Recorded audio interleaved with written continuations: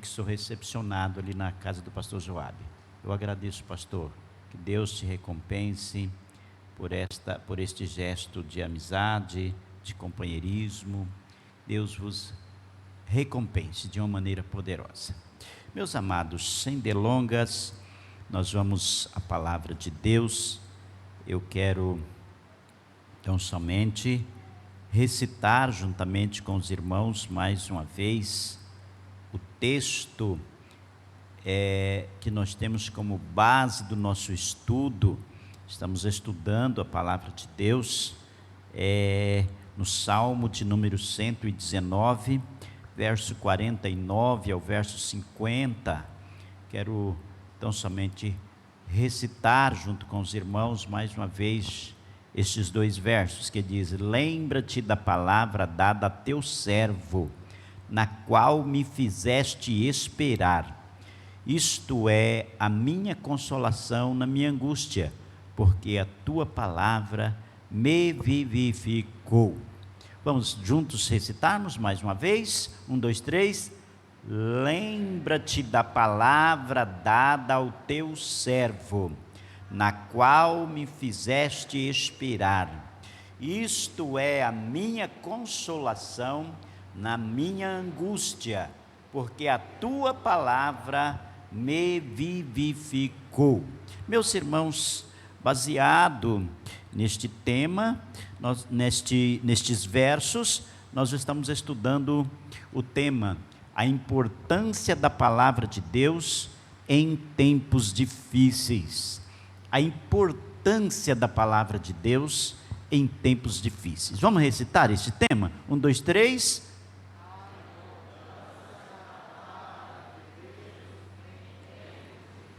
A importância da palavra de Deus em tempos difíceis.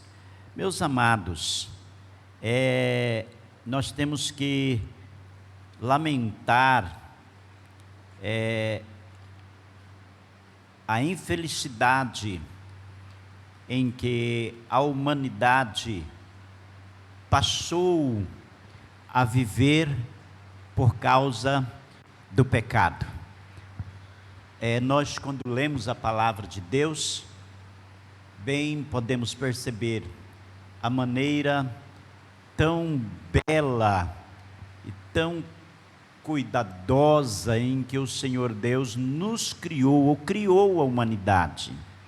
O Senhor Deus, antes de criar o homem, Ele preparou tudo para receber este homem, para que o homem fosse posto na terra. Ele preparou um local favorável, com tudo que o homem precisaria, desde o reino mineral, o reino animal, o reino vegetal, tudo aquilo que o homem precisaria. A atmosfera, o ar para ele respirar, e enfim, Deus preparou tudo, e depois forma o homem, e dar ao homem daquilo que lhe é próprio, dos seus atributos, aqueles que nós chamamos de atributos comunicáveis de Deus, atributo moral de Deus. Ele também nos deu para que fôssemos um ser criado com condições de relacionar com Ele. Agora, feitos nele, nós passamos agora a sermos participantes da sua natureza. Meus irmãos, eu sempre falo que Deus, quando Ele criou o peixe, Ele criou o peixe para as águas.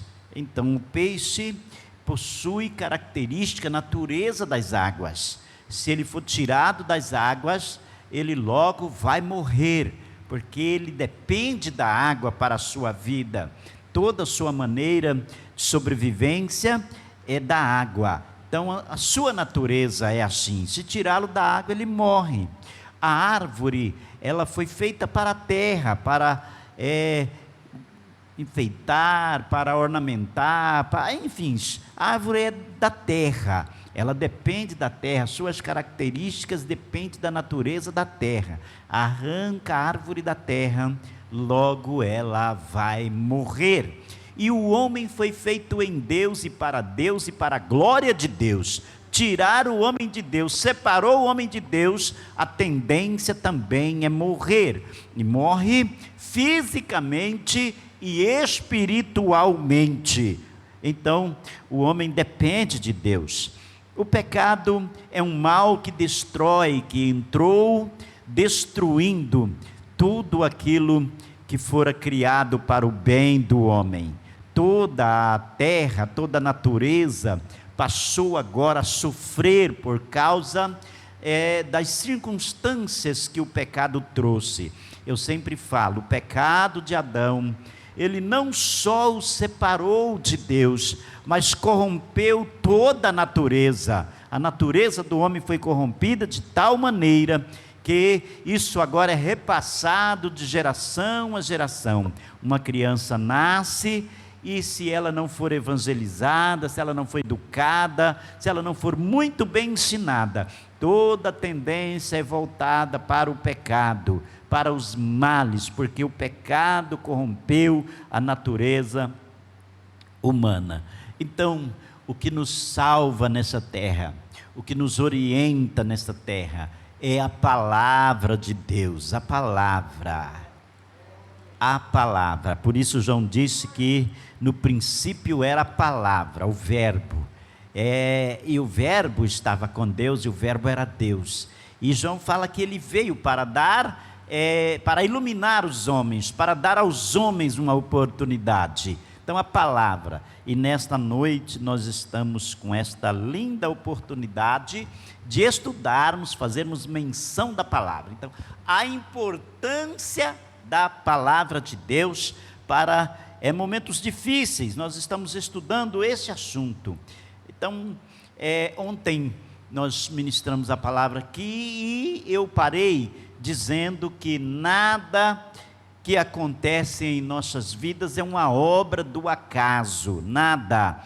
Tudo que vivemos cumpre um propósito, mesmo os nossos dias mais difíceis que nós vivemos, cumpre um propósito. Quando nós olhamos na história, tanto a história secular como a história bíblica, nós vamos observar homens que viveram momentos difíceis, momentos de crise, crises que tornou-se existencial, crises quase que irreparáveis na sua vida, mas nada disso foi um acaso, nem tampouco obra do destino.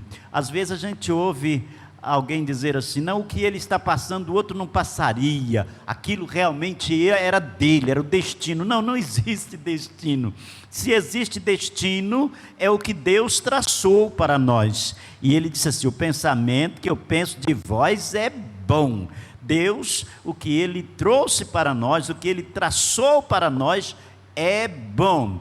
O que vem acontecer de contrário, quando vem problemas, uma causa, alguma causa que trouxe este efeito, e é isso que nós vamos estudar nesta oportunidade.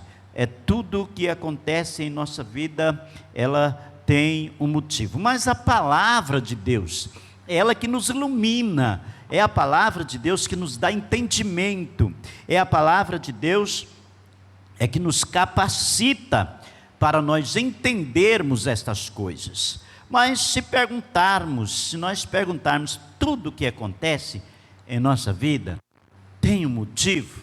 A resposta ela é bem curta e certa. Sim, tudo tem um motivo. Quando nós olhamos aquele episódio acontecido lá em Jerusalém, quando Jesus ia caminhando e depararam com um homem cego de nascença, os discípulos perguntaram para Jesus, Senhor, quem foi que pecou?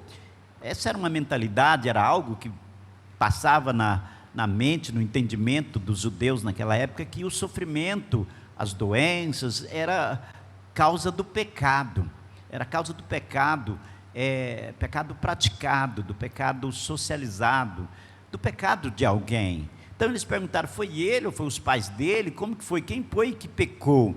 Eles entendiam assim. É claro, Todos os males são causas do pecado, mas não do pecado. Nem sempre é do pecado pessoal, do pecado de alguém, ou do sofredor. Mas havia uma razão. Jesus falou, e isso não foi o pai dele que pecou, não foi ninguém, mas isso é para a glória de Deus. Nós vamos entender isso mais para frente um pouco. Outra coisa, os maltratos que José suportou na casa de seu pai, tanto no Egito, também não foi uma obra do acaso. Não foi uma obra do acaso. Tinha um objetivo, tinha uma razão, tinha um motivo para que aquilo acontecesse. A morte do Senhor Jesus não foi uma obra do acaso. O Senhor Jesus, ele veio para morrer. Isso também tinha um motivo para essas coisas acontecerem. Então, nesta noite, nós vamos observar 3 verdades que nós podemos rastrear por elas o porquê que acontecem certas situações nas nossas vidas, na vida dos nossos irmãos, na vida da humanidade. Meus irmãos, a primeira verdade que ela pode ser analisada para nós observarmos os fatos que acontecem na nossa vida, principalmente as consequências, os casos difíceis, os momentos difíceis da nossa vida, nós podemos analisar pela a lei natural da causa e efeito. A lei natural da causa e efeito, biblicamente é conhecida como a lei da semeadura e da colheita. O apóstolo Paulo, ele escrevendo aos Gálatas, ele diz assim: porque tudo que o homem semear, isso também ceifará. Primeiro ponto que nós analisamos os fatos que está acontecendo é pela lei da semeadura. Todo efeito ele teve uma causa, todo efeito. E o primeiro ponto que nós estudamos, podemos analisar isto, por esta lei, a lei da semeadura. Paulo, escrevendo aos Colossenses, ele diz assim: e tudo quanto fizerdes, Colossenses 3, e o verso 23 e 25, Paulo diz assim: tudo quanto fizerdes, fazei-o de todo o coração, como ao Senhor, e não aos homens, sabendo que recebereis do Senhor galardão da herança, porque a Cristo Senhor servis, mas quem fizer agravo, receberá o agravo que fizer, pois não há acepção de pessoas. Essa é uma realidade, irmãos. Eu sempre costumo dizer, lembra-se que o que você faz hoje é o que vai refletir no seu dia de amanhã. O que você faz hoje vai refletir no seu dia de amanhã. E Paulo, ensinando os irmãos, ele disse: tudo que fizerdes, faça como ao Senhor. Tudo o que você vai fazer aos homens, individualmente, vai fazer à sociedade, ou a igreja do Senhor. Tudo que você vai fazer, faça como se estivesse fazendo ao Senhor. Eu e você, nós irmãos, temos esta grande liberdade, porque o Espírito Santo de Deus, ele nos deu esse entendimento. A palavra do Senhor, ela nos ensina. É por isso que a palavra do Senhor é muito importante em todos os nossos momentos da vida. Nos momentos em que nós vamos semear, nos momentos da colheita, nos momentos da distribuição, nós temos que estarmos preocupados se estamos fazendo, agindo de acordo com a palavra do Senhor, porque o que nós fazemos hoje é o que nós vamos receber amanhã. Meus irmãos, outra verdade que nós podemos analisar os acontecimentos da nossa vida. Primeiro, nós podemos analisar pela lei da semeadura, isso é, o que nos sobreveio. Será que eu tenho culpa? Será que foi uma má semeadura que a gente semeou? Desde que a minha esposa ficou grávida pela primeira vez, nós tivemos 4 filhos, eu já comecei a orar e preocupar com a educação dos meus filhos. Educação secular, educação espiritual. E sempre nas minhas orações, eu sempre disse: Deus, os meus filhos é para a glória do Senhor. A minha família é para a glória do Senhor. Mas de vez em quando a gente percebe algumas coisas nos filhos, e algumas a gente não concorda, e algumas eu falo para minha esposa: é culpa nossa, nós poderíamos termos tido mais cuidado, teríamos que ter mais cuidado. Às vezes a minha esposa fica um pouco nervosa, impaciente com a atitude das crianças, agora os netos. Eu falo para ela: cuidado, nós estamos formando alguém para o dia de amanhã, cuidado com a maneira que nós estamos expressando, a maneira que nós estamos falando. Se nós não formos bem educados com eles, como eles serão educados mais tarde? Se nós não tivermos uma maneira de tratar, cuidado. Há muitas coisas que sucedem na vida dos nossos filhos, é culpa nossa. Eu estava conversando com uma neta que eu tenho, e domingo, e eu disse para ela assim: você é uma folha em branco.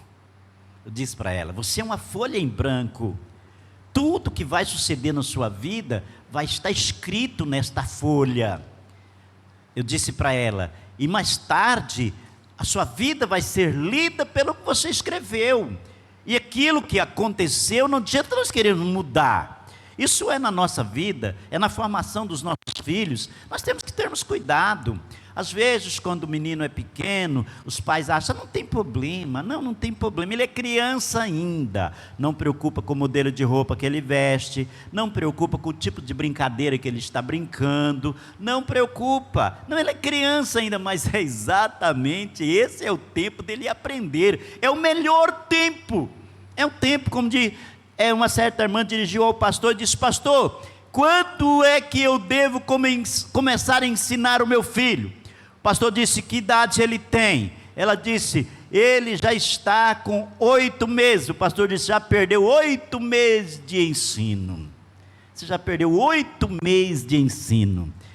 Ensina, é tempo de ensinar, é agora. Mais tarde às vezes fica difícil. Então às vezes a gente descuida com esta formação dos filhos, com a maneira que a gente age com as pessoas, ou a maneira que a gente faz. Eu estava me lembrando aqui, a decisão que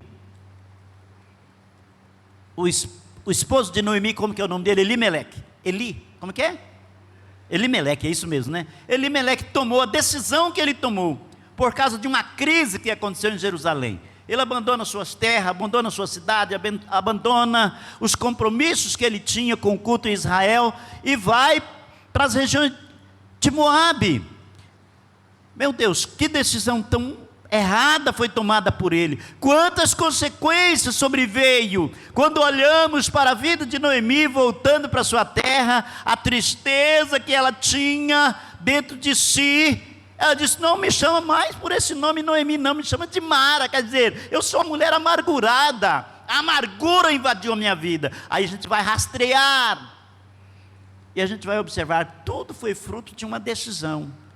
Tudo fruto de uma decisão. Então temos que termos muito cuidado. Então esta é a primeira verdade, que nós temos que analisar os fatos que estão acontecendo na nossa vida. Ao invés de você reclamar, ficar julgando isso, os outros, culpando um ou outro, faz essa análise. O segundo, irmãos, a segunda verdade, a razão pela qual algumas coisas acontecem em nossas vidas, pode ser rastreada pelo pecado original.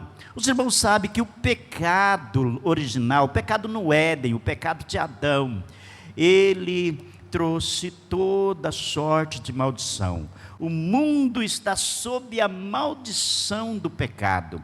O Senhor Deus disse isso para Adão.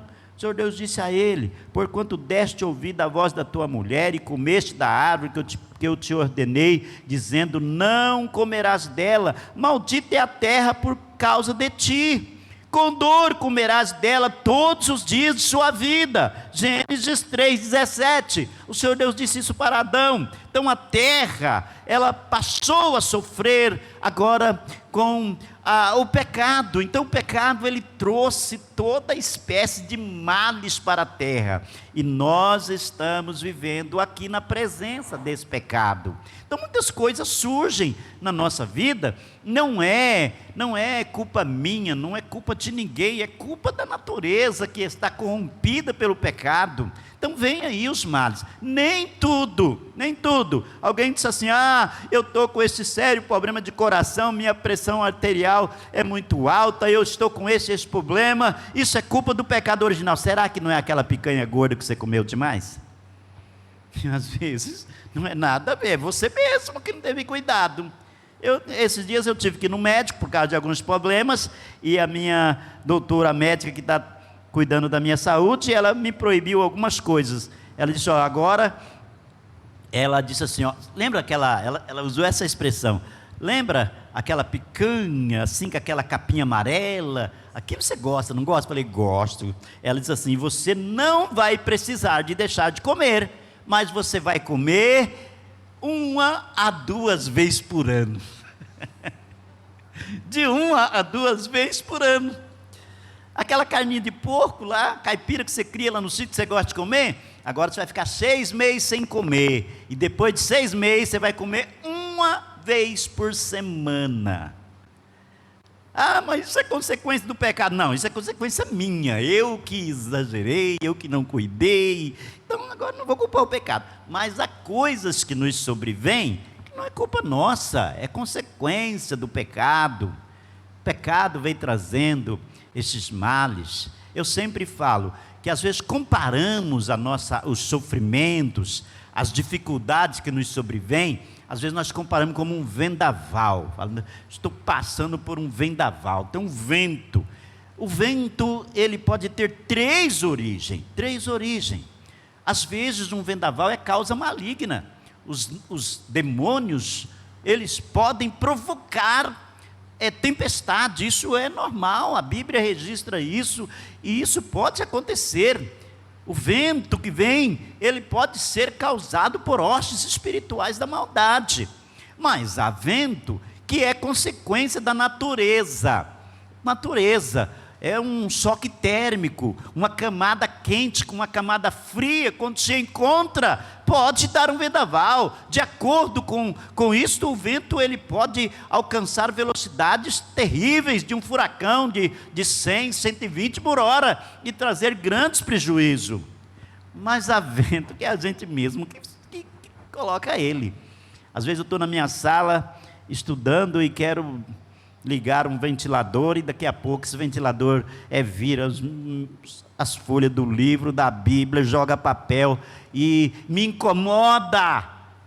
Mas quem é que acionou o vento? Foi eu mesmo. Há coisas na nossa vida que é nós mesmos que acionamos, mas há coisas que não é obra da natureza, é coisas do pecado. Então nós podemos analisar, e quando nós analisamos e nós percebemos que não foi nós que criamos, é muito bom. E a terceira verdade que nós podemos analisar é que muitas coisas que acontecem em nossa vida é providência de Deus. Tem coisas que são providências de Deus, e às vezes a gente não entende, e no momento a gente até acha ruim, ignora o que está acontecendo, e às vezes é uma providência de Deus. Portanto, a nossa vida, ela deve ser observada com detalhes, e não podemos nos precipitarmos em palavras, em atitude, quando nos sobrevém alguma coisa. O Max Lucado, ele escreve um livro, e no livro que ele escreve, ele diz assim, que um certo senhor morava em um vilarejo, em uma província, e aquele senhor, ele adquiriu um cavalo potranco, novo, cresceu ali, e ele ensinou aquele animal a trabalhar, e de natureza o animal se tornou um animal muito bom, E a fama do seu animal correu por toda a redondeza. E o rei daquela província mandou uma comitiva ir comprar o cavalo daquele velho. E chegaram lá e fez uma alta proposta para comprar o cavalo. E o velho disse assim: não vou vender o meu cavalo, não vou vender.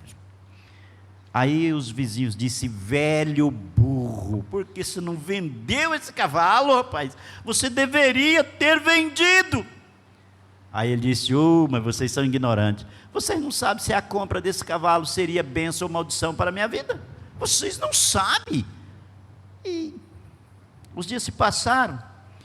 O cavalo do velho um dia não amanheceu na cocheira, sumiu.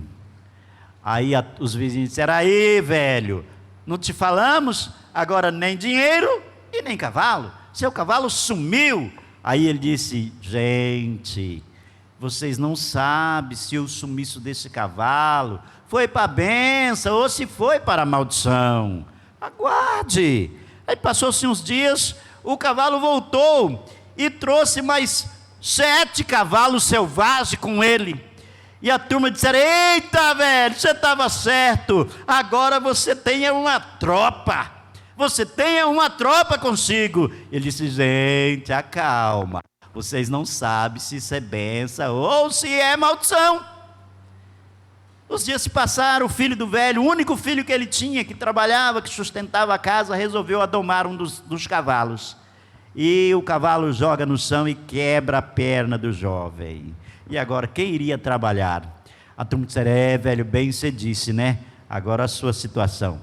Você só tinha esse filho e agora com a perna quebrada. E o velho disse: calma, gente, vocês ainda não sabem se isso é bênção ou se é maldição. Vocês não sabem, calma. Passados uns dias, surge uma guerra. E passam recrutando jovens para levar para a guerra. Aí chega na casa do velho, filho dele com a perna quebrada, não tinha como ir para a guerra. Aí vai os outros jovens, o filho dele fica. Aí a turma vem chorando e diz: bendito o Senhor, as coisas a gente não entende. Agora os nossos filhos foram, vai morrer na guerra. O seu está com a perna quebrada, mas está em casa, vai se recuperar. Ele disse: calma, gente, é difícil falar com vocês. Vocês não sabem o que isso vai virar, se é bênção ou se é maldição. Vocês são precipitados. Essa é a realidade da vida do ser humano. O ser humano é precipitado. Nós vivemos a cada dia como se vivêssemos em trevas palpáveis. Nós não sabemos o que vai acontecer daqui a pouco.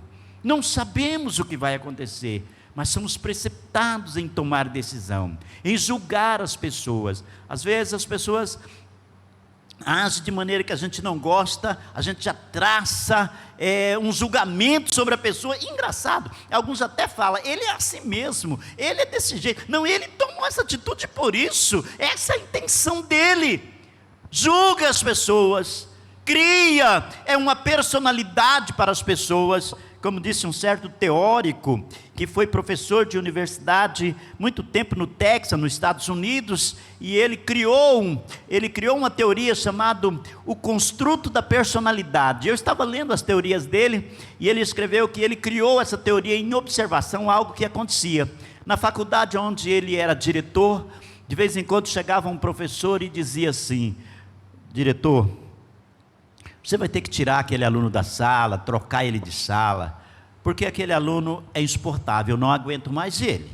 Ele é muito difícil, aquele aluno é isso, é isso, é isso, é isso. E traçava uma personalidade daquele aluno.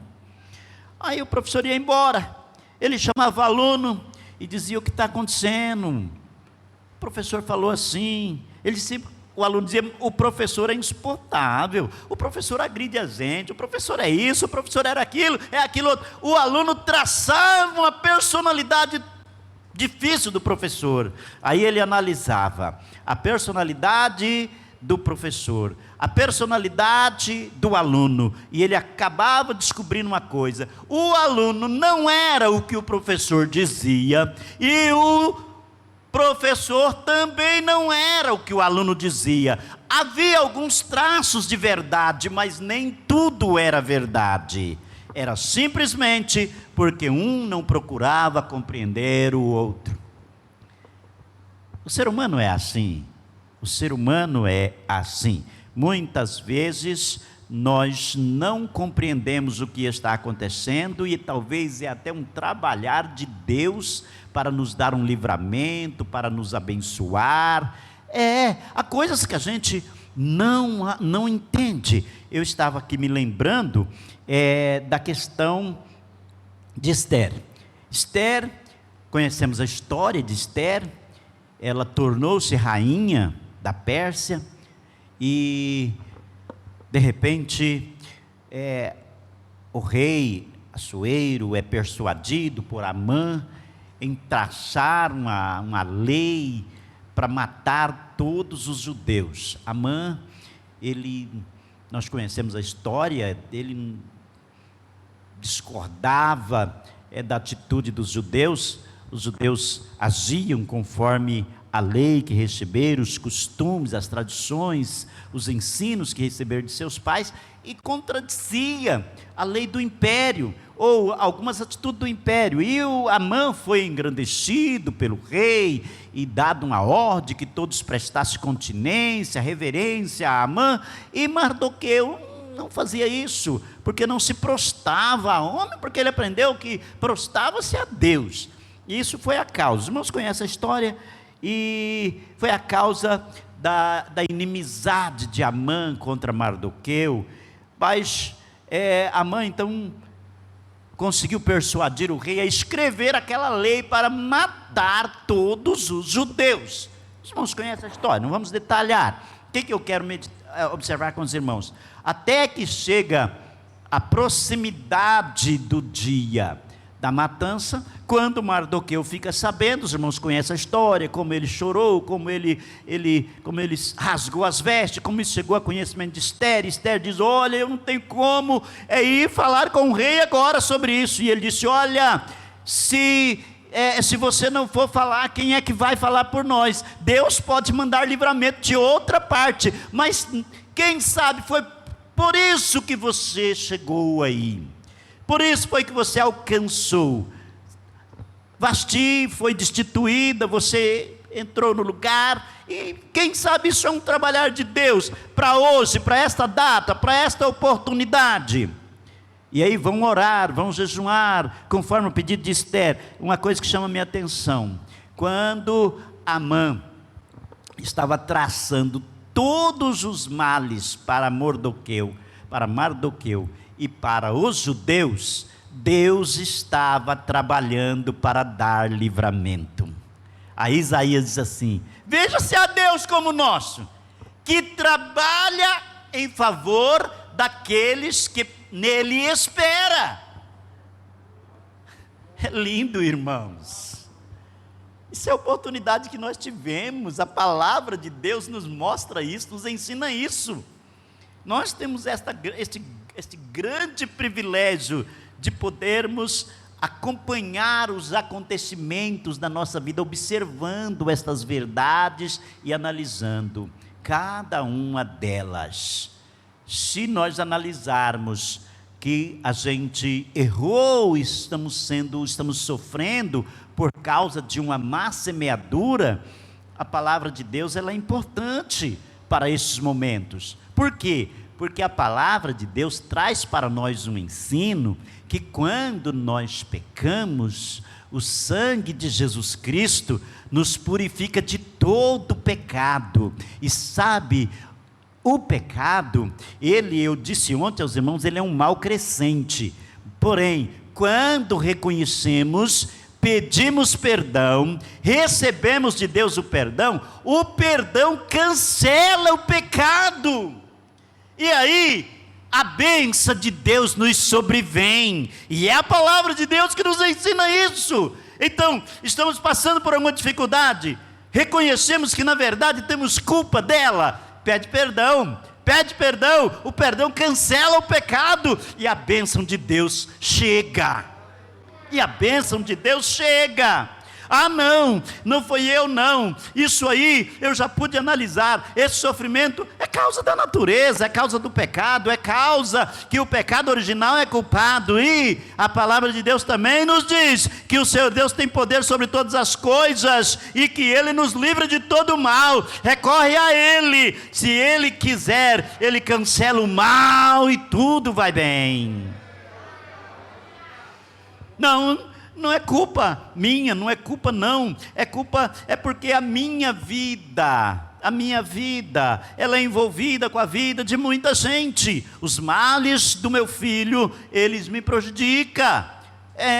Os males da minha esposa me prejudicam, os meus prejudicam ela. Às vezes ela está sofrendo, eu estou sofrendo, talvez não é causa minha, é o filho, é a esposa, é alguém, ou a esposa está sofrendo, é eu que sou culpado. Mas Deus, Ele nos dá graça. Como dizia uma frase que eu nunca esqueço dela, era a festa de departamento na igreja, era o primeiro dia, era o departamento das crianças, e as irmãs disseram: pastor, nós podemos colocar uns cartazes na parede, eu disse: pode. Elas queriam ornamentar o templo, eu disse: pode. Quando elas já tinham terminado, eu fui no templo dar uma olhada na ornamentação, nos cartazes, o que diziam os cartazes. Antes que o povo chegue, deixa eu ver, se tiver alguma coisa ali, eu já corrijo isso a tempo. Aí quando eu cheguei, eu comecei a olhar os cartazes e me deparei com um cartaz que estava escrito assim: Deus acalma a tempestade para o crente passar, ou acalma o crente para passar a tempestade. A verdade é que o crente passa, e é a palavra de Deus que nos ensina isso. Tem tempestade? Tem. Você foi a causa dela? Não, não sou a causa dela não. Fique tranquilo, você vai passar. Jesus disse: no mundo tereis aflição. Não estamos de escape, não. Ou ela vem de uma forma ou vem de outra, mas que vem. Mas fique tranquilo, você vai passar. Jesus está contigo. Ou ele acalma a tempestade, ou acalma você, mas você passa. Você vai chegar do outro lado. Esta é a realidade da vida. Então há coisas que é o Senhor Deus que providencia. Enquanto a mãe estava traçando todos os meios, ele chega em casa e fala para sua esposa Zeres: esse Mardoqueu, ele está me incomodando, eu não estou tendo paciência de esperar o dia da grande matança dos hebreus. Ela disse: homem, dá um jeito, ergue uma forca aí de 50 côvados, e amanhã cedo você pede o rei para você pendurar ele na forca, mata ele enforcado amanhã. E ele, sabe que é boa ideia? É boa ideia. Não sabia ela que era Deus trabalhando para preparar a forca para o seu próprio esposo.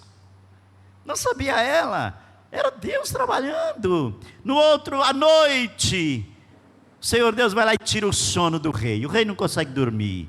O rei chama os seus jovens e diz: traz as crônicas lá, deixa eu ler, leia para mim. E começam a ler as crônicas.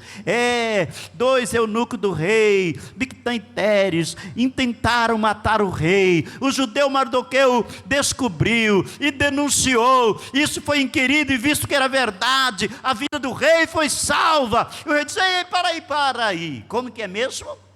Mardoqueu, ele foi a defesa da minha vida? Sim, foi Mardoqueu. O que foi feito para o judeu Mardoqueu? Nada se deu a ele. Não, mas isso não pode, temos que honrar o rei. E o rei está conversando com os jovens, e Deus tira o sono do Amã, e o Amã diz: sabe uma coisa, eu vou ir agora mesmo, vou lá falar com o rei. E levanta da cama antes do dia acabar de amanhecer. E o rei escuta alguém: quem é que está caminhando aí no pátio? Disseram: é Amã, é ele mesmo, traz ele aqui. Amã, o que você acha que eu devo fazer a um homem cuja honra eu agrado? O que você acha que eu devo fazer? O Amã, com toda aquela exaltação, que o rei havia o exaltado, e logo pensou: é eu mesmo esse homem, sou eu esse homem. E ele disse: vou caprichar no pedido, não, vou caprichar no que eu acho que deve ser feito. Ô rei, manda trazer as suas vestes reais, os seus vestidos. a sua coroa, o seu cavalo, e manda vestir este homem com suas vestes reais, colocar na cabeça dele a coroa real, montar ele no seu cavalo, e um dos teus príncipes honrado pega na corda e dá uma volta na cidade, nas principais avenidas, gritando: este é o homem de cuja honra o rei se agrada. E o rei disse: não deixa escapar nenhuma, você mesmo faça isso com o judeu Mardoqueu. Irmãos, o homem estava ali respirando a morte. Ele entrou ali na convicção: hoje, antes do meio-dia, eu vejo esse Mardoqueu pendurado. Irmãos, Deus trabalha em favor dos teus. Quem está amparado na palavra. Pastor Joab ontem disse que quando o Senhor Deus quer trabalhar na nossa vida, Ele vai ver o que nós temos de palavra, né? Jesus disse: se as minhas palavras estiverem em vós, como que eu estou vivendo a palavra? Ela está em mim? Eu guardei ela no meu coração, ou apenas fui ouvinte? Ou apenas ouvi a palavra? Eu disse ontem aos irmãos que quem guarda a palavra é quem ama a palavra. Quem ama a palavra, guarda a palavra. Quem tem a palavra guardada, quando o Senhor Deus quer usar, a palavra está lá, e Ele vai usar de acordo com a palavra. De acordo com a palavra. Não deixe escapar nada não, faça isso com o judeu Mardoqueu. Foi triste para Amã, mas foi verdade. É assim que Deus faz. Ele fala: hoje eu vou mostrar para o inimigo, ele vai ter que fazer algo que ele bem ao contrário do que ele imaginou, mas eu quero hoje dar livramento ao meu servo, quero honrar o meu servo, quero abençoar o meu servo. É assim que o Senhor Deus faz. É como dizia o pastor José Genésio. O pastor José Genésio, ele falava assim: irmãos, não se preocupa com o que pensam de você, não se preocupa com o que falam de você, não se preocupa, se preocupa como você está com Deus, porque se Deus quer te abençoar, o urubu carrega carne no bico, com fome, mas não mexe nela, é do profeta. É do profeta, não vai não, o urubu não vai comer o que é seu não. O importante é você estar com a palavra guardada no seu coração. A palavra guardada no seu coração. Amados, uma outra coisa, irmãos, que eu quero observar com os irmãos, é que são nesses dias difíceis, dias de lutas, dias de dificuldade, são nesses dias que o nosso caráter é forjado, o nosso caráter é forjado, é colocado à prova, é nesses dias de luta, nesses dias difíceis. Eu, de vez em quando, gosto de ler alguns livros do Max Lucado. Ele tem umas histórias que ensinam a gente muita coisa.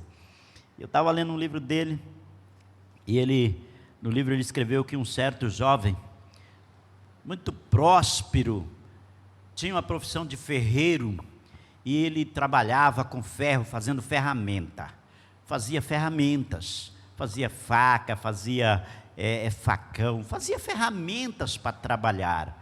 Lá na sua ferraria, ele colocava o ferro no fogo, e o ferro aquecia. Quando o ferro estava muito quente, agora ele levava ele na bigorna e ia forjar ele, e de vez em quando um ferro daquele que ele estava tentando trabalhar não dava têmpera, não chegava ao ponto, e não dava bons cortes, a ferramenta não ficava cortando, outra hora arrebentava pedaço, e quando ele via que o ferro não alcançava a temperatura que precisava, ele pegava o ferro e jogava num canto, e pegava outro ferro, e assim foi montando lá, um monte de ferro velho, e ele não era crente, aceitou Jesus, e ficou muito alegre, mas acontece que daí uns dias, a clientela parece que fugiu da ferraria e não ia lá comprar ferramenta. Não ia. E aquele moço entrou numa dificuldade, um aperto, porque não estava conseguindo vender o material, não estava conseguindo serviço suficiente.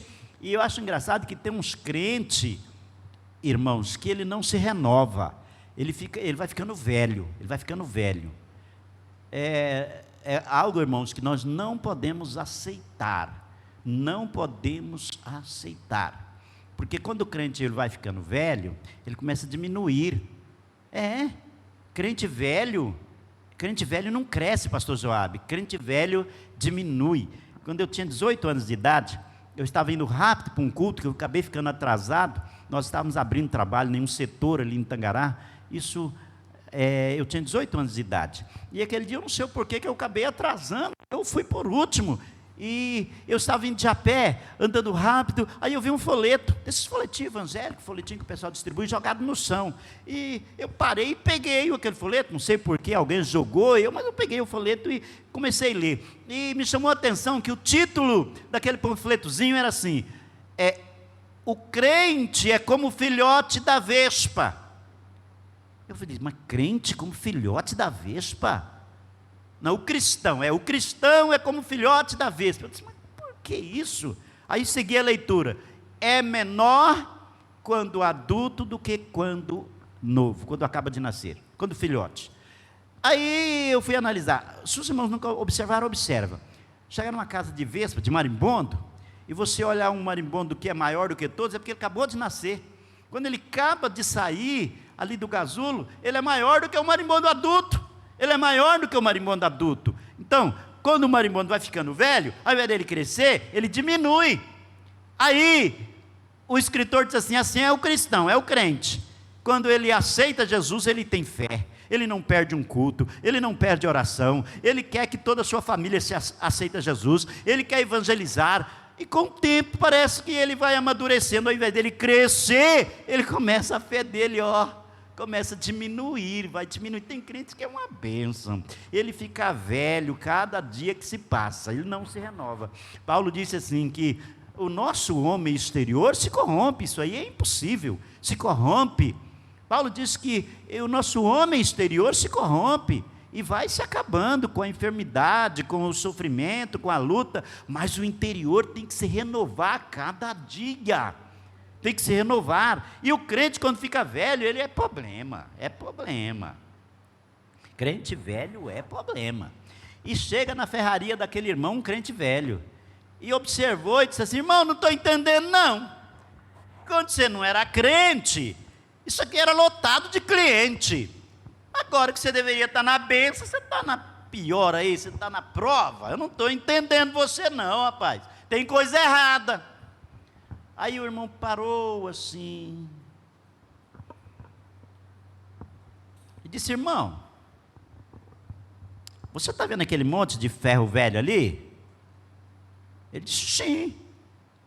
Você sabe por que eles estão ali? Ele disse, não, vou te explicar. É porque ele não deu têmpera.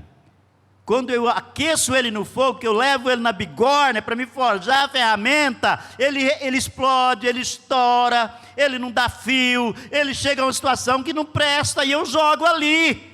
Ei, tem uns crentes que estão no ferro velho de Deus porque não passa na prova, mas eu quero passar na prova. Tem crente que não conhece a palavra de Deus, e nos momentos difíceis, ao invés dele crescer, ele diminui, não passa na prova, está no ferro velho de Deus aí, só Deus para ter misericórdia, só Deus. Então, irmãos, os dias de luta, são dias que o nosso caráter é forjado, é posto à prova, e é aprovado ou reprovado, e a nossa vida de crente, ela é como uma faculdade, o dia a dia. Se você tem lá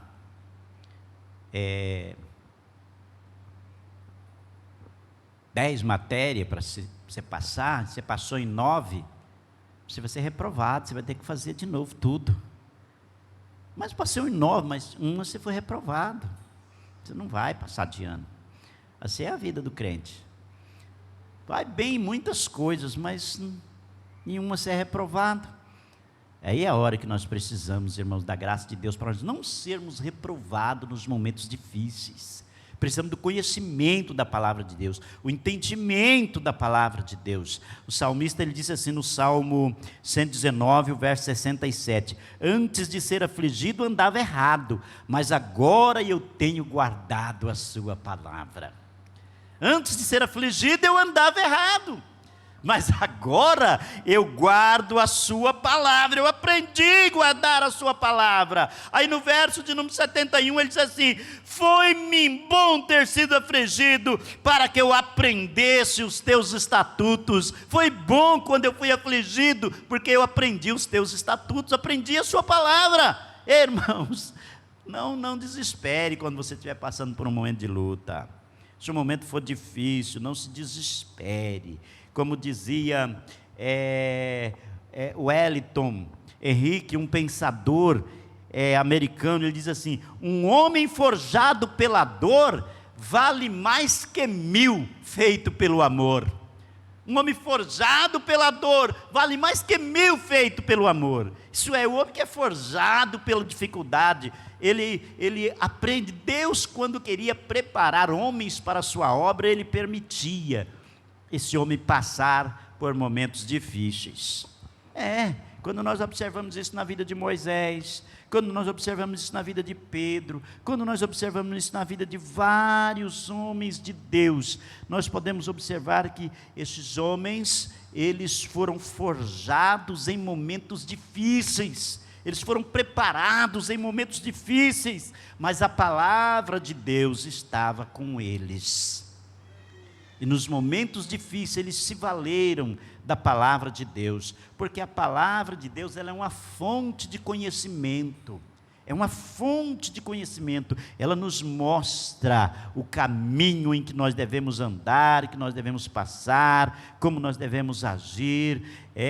Nós aprendemos com a palavra. O salmista disse no Salmos 119, o verso 5, ele disse, lâmpada para os meus pés é a tua palavra, e luz para o meu caminho. Lâmpada para os meus pés. Enfim, a palavra de Deus, ela nos mostra o caminho. Ele disse, quem dera que os meus caminhos fossem dirigidos a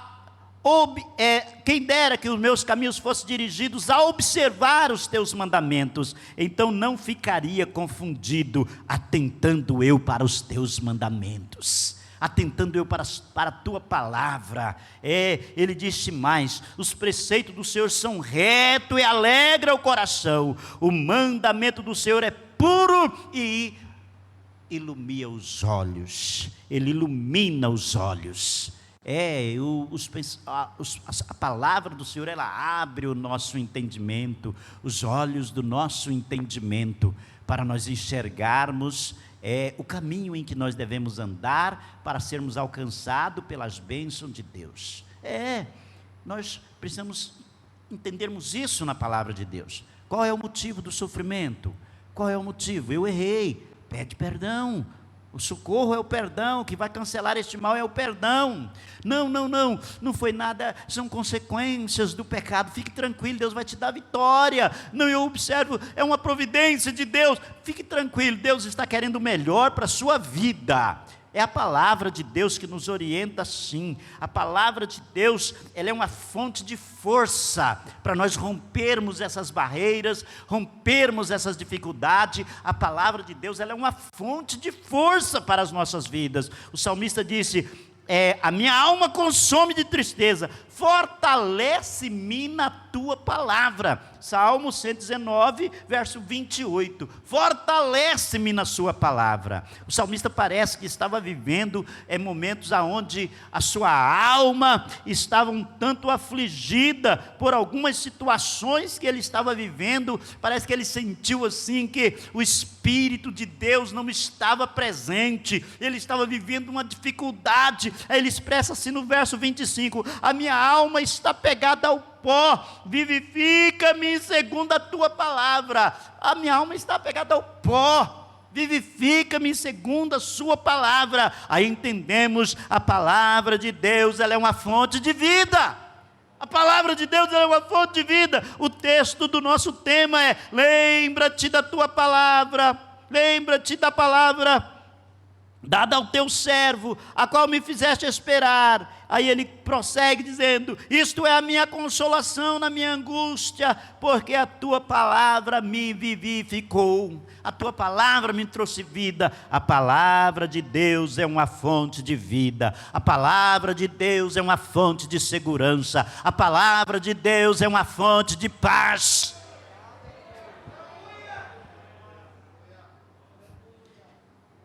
O salmista expressa: venha sobre mim também as tuas misericórdias, ó Senhor, a tua salvação, segundo a tua palavra, me salva, segurança, me salva, segundo a tua palavra, sou teu, salva-me, pois tenho buscado a tua palavra, tenho buscado os teus preceitos. Verso 94 do Salmo 119, o verso 109, o verso 110, ele disse: os ímpios me armaram laço, contudo não me desviei dos teus preceitos. Fiquei seguro na sua palavra. A sua palavra é uma fonte de segurança. Tu és o meu refúgio, o meu escudo. Espero em tua palavra. A palavra é dando segurança. Olha para a minha aflição e livra-me, pois não me esqueci da tua lei, guardei ela no meu coração, por isso posso esperar nela. Ela é fonte de vida, fonte de alegria. A palavra de Deus é uma fonte de alegria, irmãos. Ela nos conforta, ela nos faz sentirmos alegria e felicidade, mesmo em momentos difíceis. A palavra de Deus, ela nos garante alegria, ela nos garante a paz, nos garante a segurança. Então nós podemos realmente afirmar isso com muita segurança, a importância da palavra de Deus em tempos difíceis. Que Deus abençoe os irmãos. Os irmãos ainda têm o restante da semana toda para estudar a grandeza desta palavra. E se observarmos, creio que após essa escola bíblica, todos os irmãos poderão fazer como o salmista do Salmo 119, escrever um poema extenso para exaltar a palavra, para exaltar a lei, para glorificar a Deus pela sua lei, pela sua palavra dada aos nossos corações. Eu quero convidar os irmãos a se colocarem de pé, com a permissão do pastor. Vamos fazermos uma oração. Eu quero mais uma vez agradecer a oportunidade que tive aqui, orar com os irmãos, para que